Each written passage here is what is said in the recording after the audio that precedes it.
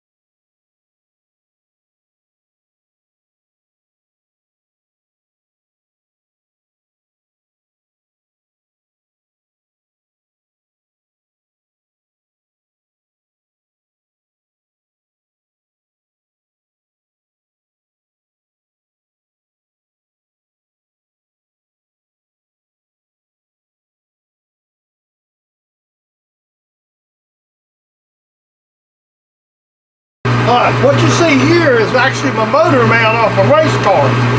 It pulled out of the frame, and when we had that impact, so we took the engine out and hit at the engine builders. So what I'm doing is we're going to cut the weld off so that when we re-weld it, it'll be flat. Nice little interrupted cut. Instead of trying to grind it with the grinder, I'm just going to take the lathe, take some cuts liking that. I'm going to cut back on my depth because these welds are something else. These welds are a lot deeper where I touched it, so I don't want to take too big a cut. Interrupted, so it's a little bit risky deal. That's better.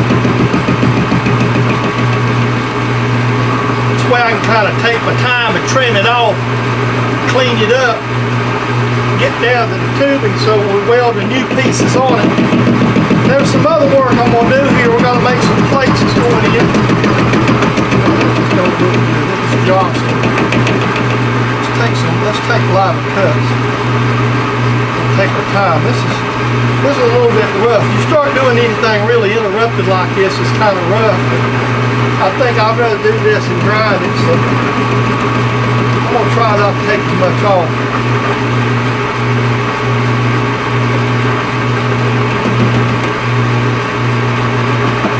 Take a little like 20,000 cuts. So it won't make so much of a... What this is on a 45 plate. And what it was, it actually tore out of the frame. So,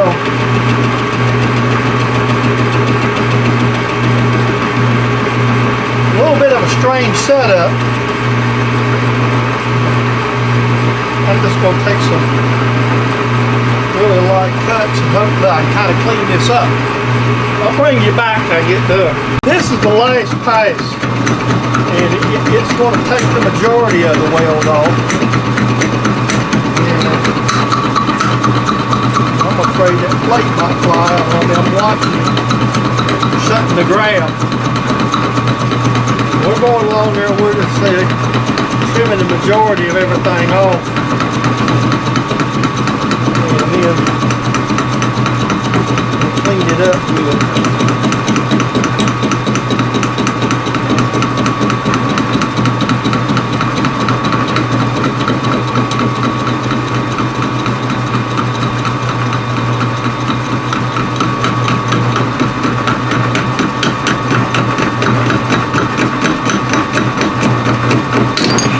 Whoa! Oh, okay. I see the piece come out, so that's what that was. Startled me good, but that got the piece. All we can do is let it flip now. That's the danger of doing stuff like this, that other piece that we're trying to cut out that was in there.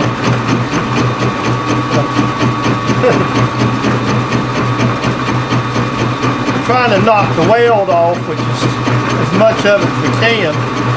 I'll have to weld back to it anyway. We've got some other work we want to do with this. So there we go. Now the majority of the weld is pushed off. I can touch it up a little bit with the belt sander or whatnot and it'll weld good. So that ought to be good. Saves a lot of grinding and it gets a lot better, cleaner finish here. So I think that'll work. And this is a piece of the frame rail. This was actually a frame out of a Monte Carlo, by the way, that come out. Alright, now we do something else. Alright, now what I'm doing is I've got this thing marked and I'm just trying to kind of follow the line, and I've got this clamp. We'll probably have to massage it with a diagram or something a little bit. We'll get it. And it's careful because like you say, you're not got much to work with here because I'm sort of trying to watch the Sharpie outline and try to follow it, and then I'm going to